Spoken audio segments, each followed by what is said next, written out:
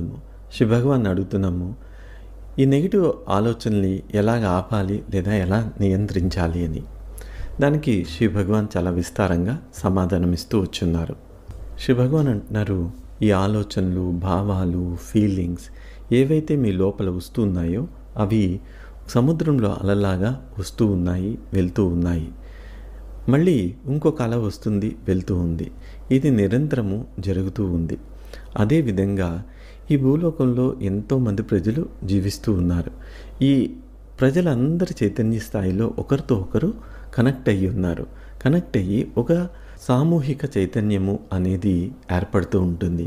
ఇది పెద్ద సముద్రంలాగా. ఆ సముద్రంలో ఒక్కొక్క నీటి బొట్టులాగా మనమందరము కూడా, ఒక్కొక్క నీటి బిందువు ఒక్కొక్క మనిషి అనుకోండి. ఇవన్నీ కలిస్తే పెద్ద మహాసాగరం అవుతుంది. ఈ మహాసాగరంలోంచి ఆలోచనలు వస్తున్నాయి, వెళ్తూ ఉన్నాయి. ఇక్కడ సమస్య ఏంటంటే, మీరు అనుకుంటూ ఉన్నారు మీరు ఆలోచిస్తున్నారు అని. వాస్తవానికి మీరు ఆలోచిస్తూ ఉన్నట్లయితే మీకు వచ్చే నెగిటివ్ ఆలోచనల్ని ఆపచ్చు కదా.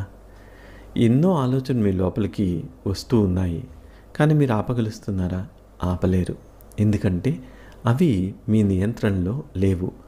మీ సమస్య ఎలా ఏంటంటే, మీకు వచ్చే ఆలోచనతో మీరు గుర్తింపుని కలిగించుకుంటున్నారు. ఇది నా ఆలోచన అని చెప్తూ ఉన్నారు. అంతేకాకుండా మీరు అనుకుంటున్నారు మీరు ఆలోచిస్తూ ఉన్నారని.